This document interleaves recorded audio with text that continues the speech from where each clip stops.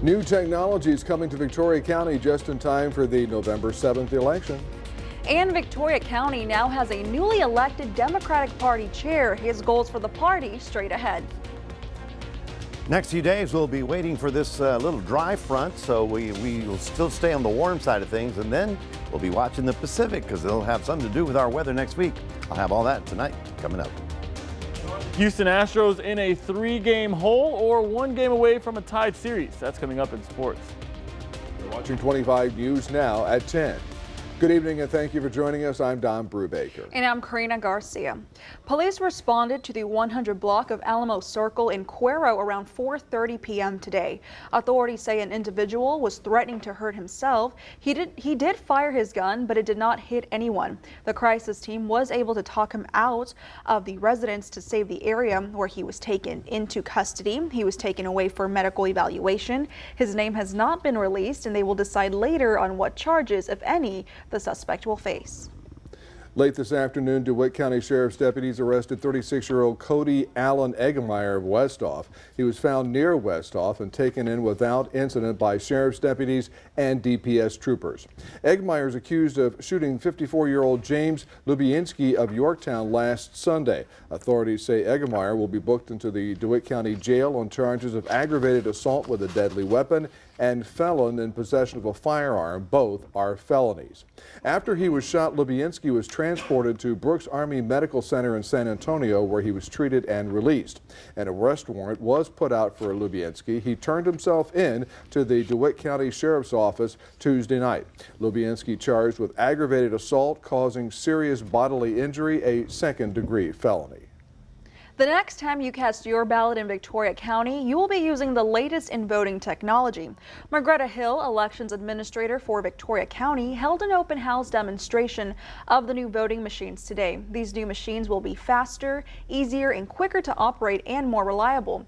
Plus, when you vote, your ballot will print on paper. Hill says voting is now a two-step process. Every time you vote, your vote will be stored both electronically and on paper to maximize accuracy. I just want everybody to, when they come and vote, to remember you'll mark it and then you'll leave it in the tabulator where they scan it.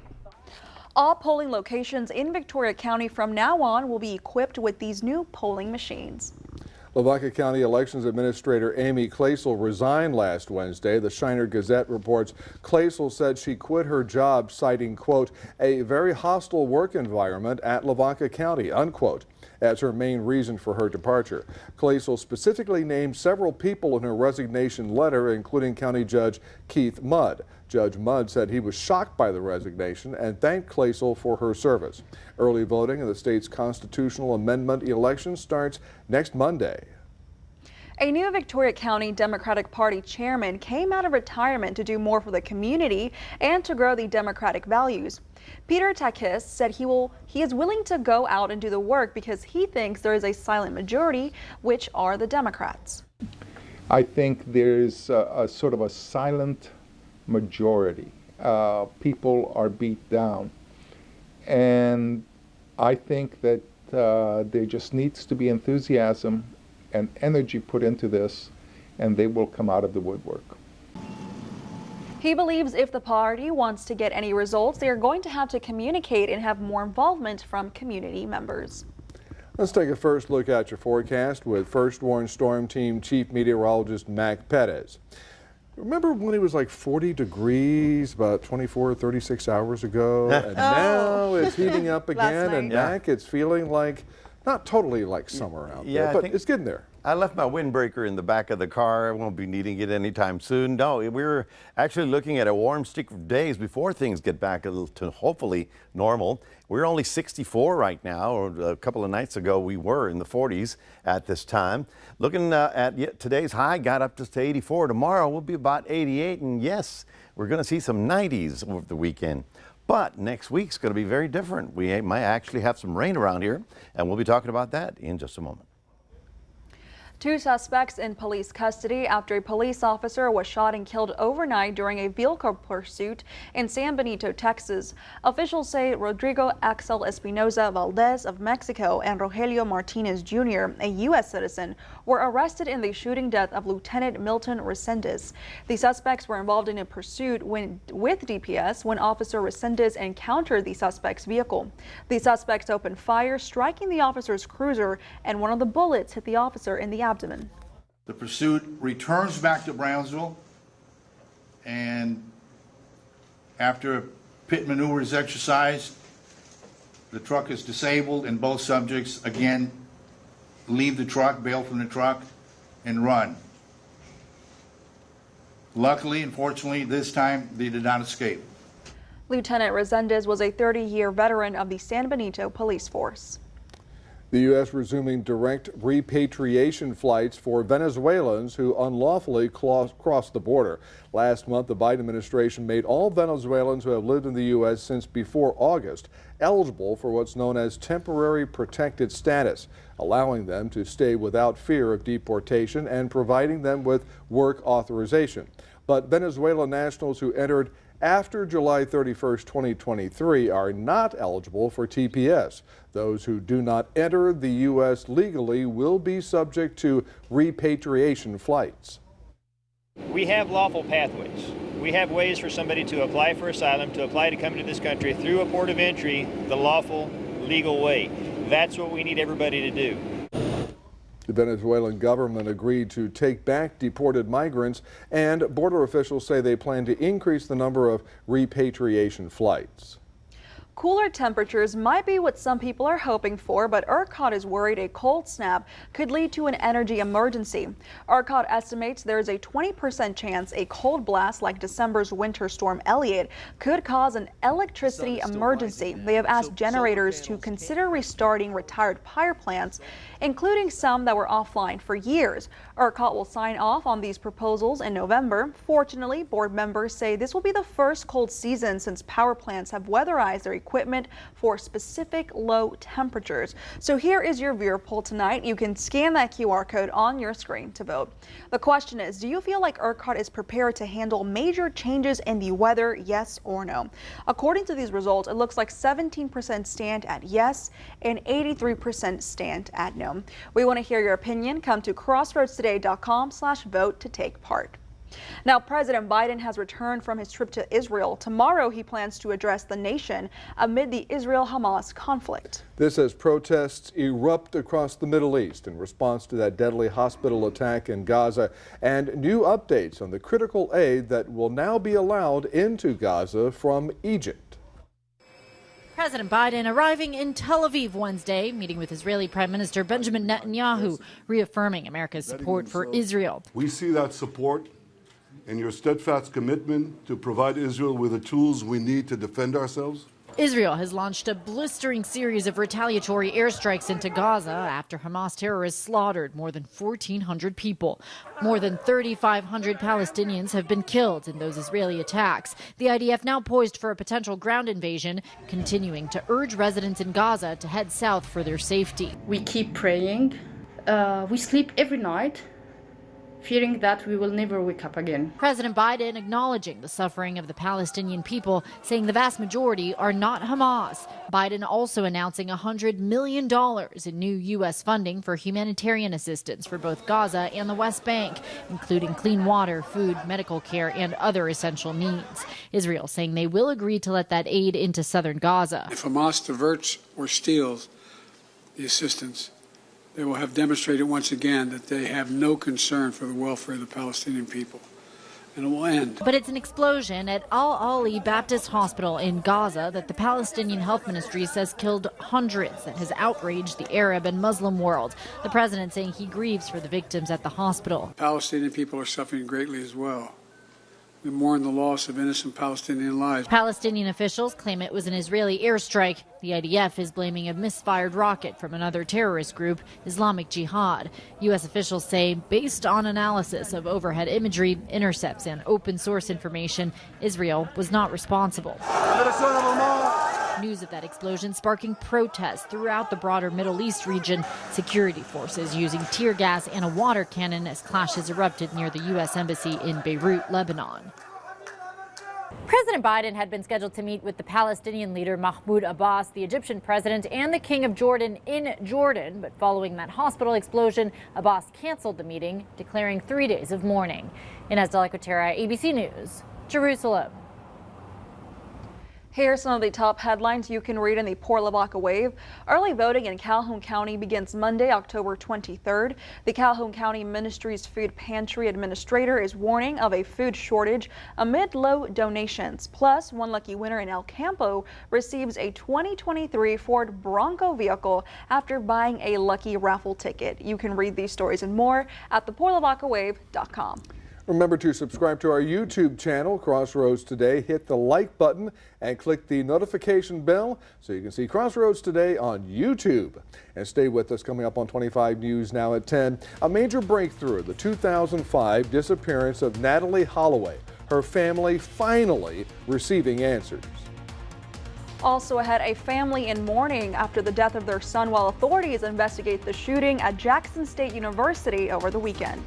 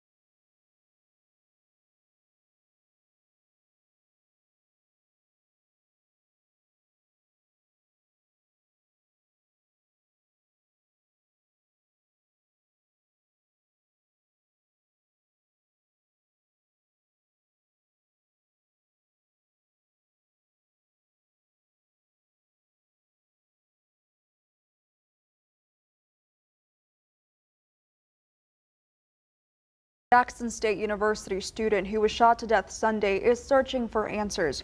Jackson State University senior 21-year-old Jalen Burns was shot late Sunday night in the shoulder right near his heart. His father said police told him two of his friends drove Jalen to the hospital that night, but he didn't make it.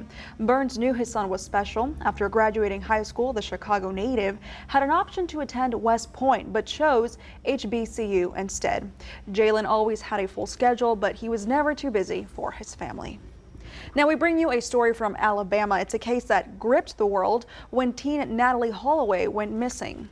Now, 18 years later, the suspect in her 2005 disappearance has pleaded guilty today to federal extortion charges and confessed to the murder.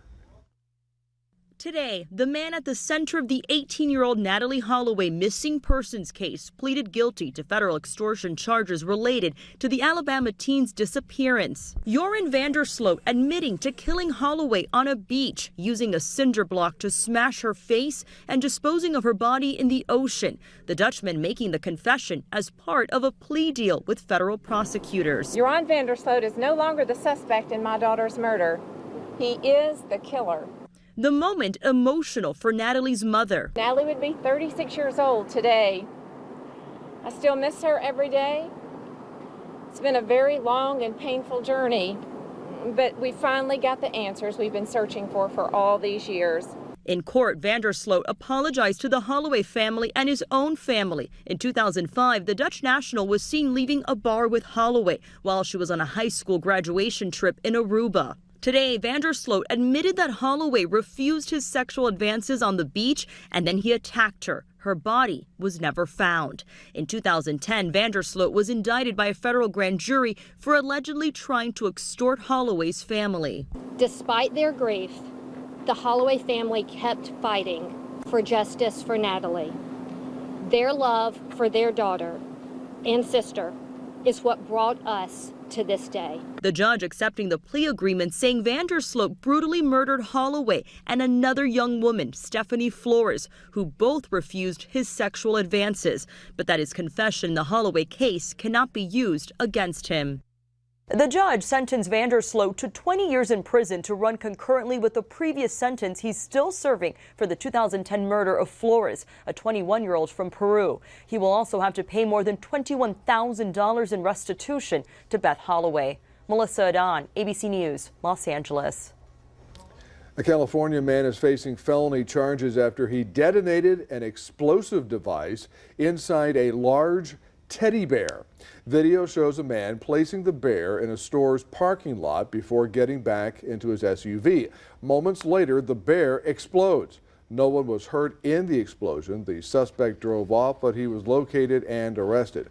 Authorities had searched his home and found a ghost gun, over 200 rounds of ammunition, over a kilo of meth, a ballistic vest, and metal pipes and saws consistent with explosive devices.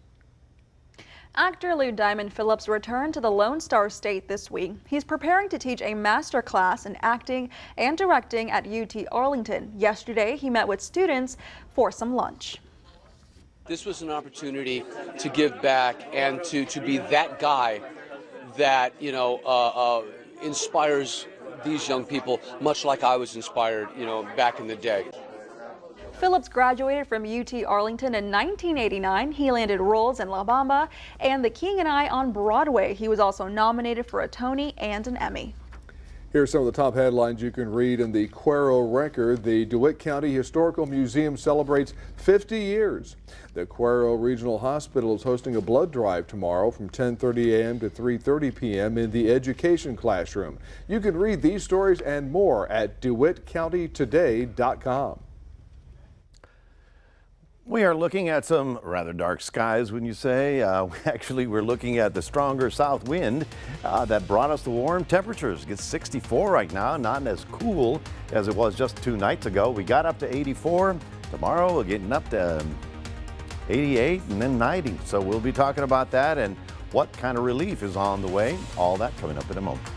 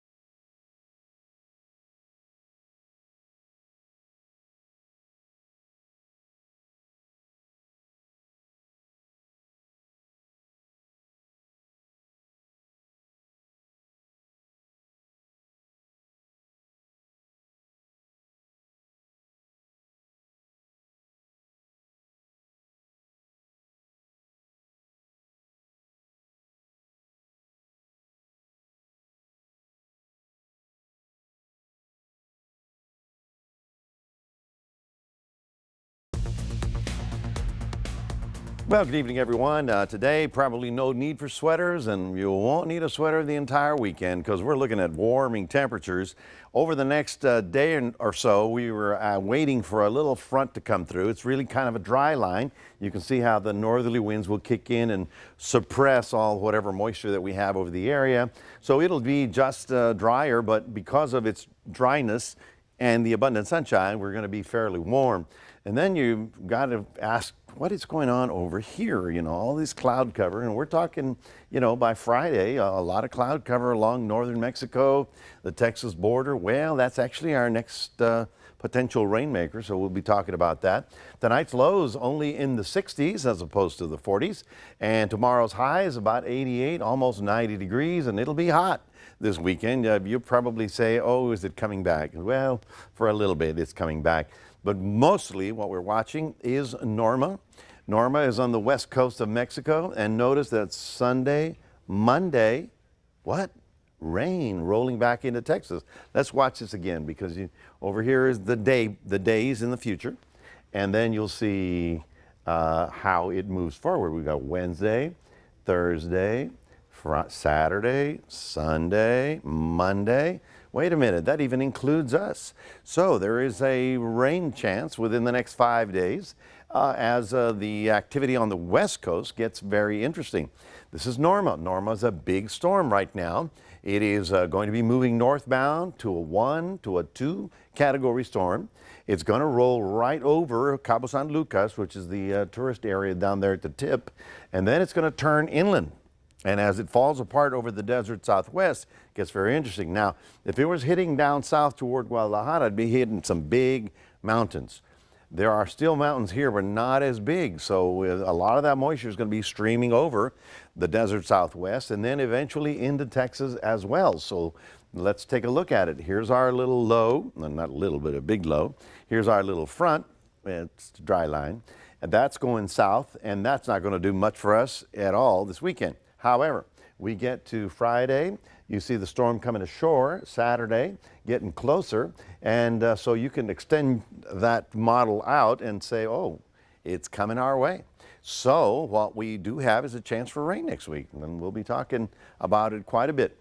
We're looking at a sunrise of 7:31 in the morning and sunset at 6:53 p.m. That means the sun's going down now before 7 o'clock, so the days are getting shorter. And you're going to decorate for Halloween and don't get a sunburn over the weekend. So here's the day planner. For those of you in Port Lavaca, starting off at 66, getting up to an 88. Lots of sun tomorrow. Not a bad day if you need to do anything outdoors. It's just going to be hot. Looking for a high of 90 in Cuero and lots of sunshine all day long. But here's what the 7 days look like. Mostly sunny and dry, hot and dry with a 91 Saturday. Sunday, still pretty much the same, but then all of a sudden the clouds start rolling in and an increasing chance of rain, especially on Wednesday and Thursday of next week. We'll certainly be watching it for you. That's your 7-day forecast, reminding everybody we do have a QR code. Want you to scan that and put Crossroads Today on your phone. Here's Gino. Are you talking about the Astros? Yes, I am, and that game just ended about 10 minutes ago, so we have the latest after the break.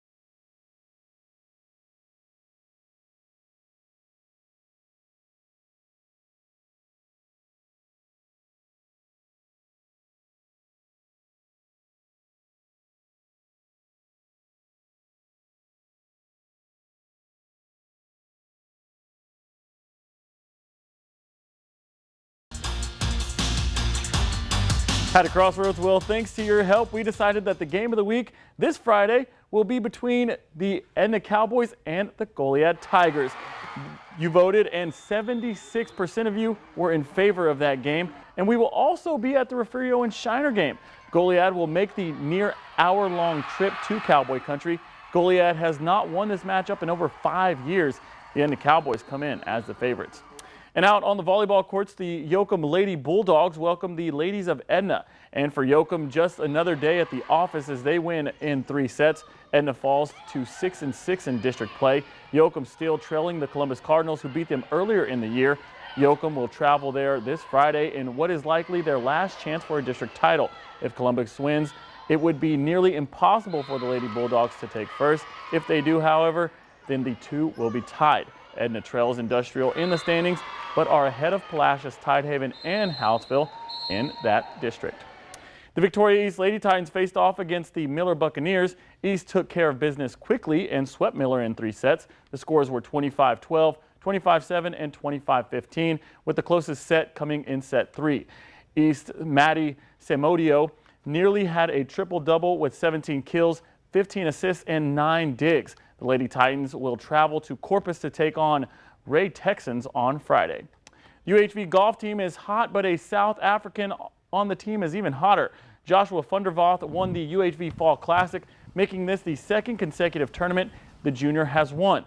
Fundervoth shot 2 under par to win the whole thing after going 1 under par in the final round. The Jaguars as a team had an 899 with a second-place team shooting a 900, winning by just 1 stroke. This is the men's 5th consecutive win at Victoria Country Club. Fundervoth finished 6 strokes ahead of the next 2 competitors. Well, up in Arlington, Game 3 between the Houston Astros and Texas Rangers. And Yordan Alvarez takes one off the ankle, and he would walk it off. And later, that would become big because Max Scherzer would throw one in the dirt, and Alvarez would come home. 1-0 Astros, their first lead of the series. Houston's Maldonado comes in clutch with a 2-out shot to left field and brings home 2 more runs. He would get caught trying to go to second base, but the damage was already done. In the top of the 3rd inning, though, Jose Altuve with the 3-0 lead. He said, hey, just put me up at the plate and I'll try to do what I do best, which is knock it over the left center field wall. No doubter, this is the 25th postseason home run of his career, just 4 away from Manny Ramirez's record. The Rangers would go yard in the bottom of the 5th, but that still would not be enough. The Rangers would fall 8-5. Houston Astros get their first win of the series, but they'll do it again tomorrow in Globe Life at 7:30. And lastly, NFL Commissioner Roger Goodell has agreed to a new contract with the league that will keep him on the job through 2027. The 64-year-old Goodell has helped pro football's top job since 2006. This is Goodell's 4th contract extension since 2009. Commissioner Goodell started as a lowly intern back in 1982 before climbing the National Football League's corporate ladder. Well, that's your sports. Don and Karina, back to you. All right, Gino, thank you. Stay with us. Coming up on 25 News now at 10, we'll take a last look at your weather.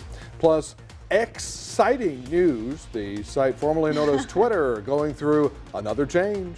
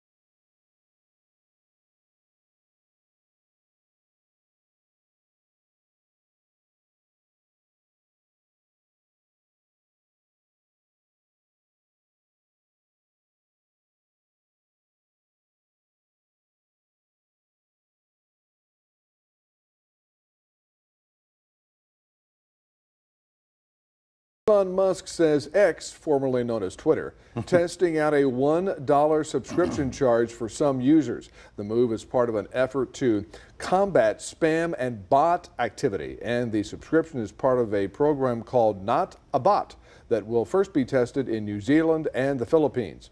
Elon Musk previously said the company planned to move to a subscription fee model in September, but that the changes are not a profit driver. It's unclear if the subscription will roll out worldwide. A Stamford, Connecticut company known for larger-than-life characters will soon have a giant World Wrestling Entertainment Championship belt. Workers are putting the final touches on the 7-foot-tall precast concrete monument. Tiled flooring along with lighting will complete the structure. This is a replica of the championship belt currently held by wrestler Roman Reigns and formerly held by, he called himself from Victoria, but he was Edna native Stone Cold Steve Austin. Now, on that belt, did I see a remote control on there? I believe, but you know what you didn't see on there? The face of Vince McMahon. He is no longer in charge of the WWE in this total, they're being taken over by UFC, so now the person who's running it is, I don't know his real name, but his wrestling name is Triple H, who also is Vince's son-in-law. But Stone Cold is from here? From Yes, Midna, yeah. That's pretty amazing. He is, because Stone Cold said so. Must have been the biggest guy in Jackson County. I mean, absolutely. Oh, well, folks, it's going to be rather warm for the next couple of days. No need for any kind of sweater or windbreaker. It's going to be in the 90s over the weekend, and next week's going to get interesting. We do have a shot at some much-needed rainfall coming in from the West Coast, and we'll certainly be here to track it for you. That's your forecast. Alrighty, thank you, Mac. In honor of the National Toy Hall of Fame's 25th anniversary, the Strong Museum will be inducting 4 toys this year. 3 toys will be chosen, but a special 4th inductee will be chosen by the public. 5 multi-time finalists who have failed to make the cut in previous years, known as the Forgotten 5, are up for a vote. On the ballot, Transformers, of course, the Pogo Stick, Pez, My Little Pony, and Fisher's Prize Corn Popper, which I'm actually not too familiar with. The corn popper? No, I'm not. But the final inductees. That one. Yeah. You push it along and it goes boop, boop, boop, boop, boop. No, I don't know. Yeah. Well, okay, but the final inductees will be available Friday, November 10th. So looking forward to that. All right. Alrighty, well, thank you guys, and thank you for joining us for 25 News Now at 10. I'm voting for Pez, and join Carolina Ostrain, meteorologist Parker Cox. 25 News Now Sunrise starting at 5 a.m. Good night, everybody.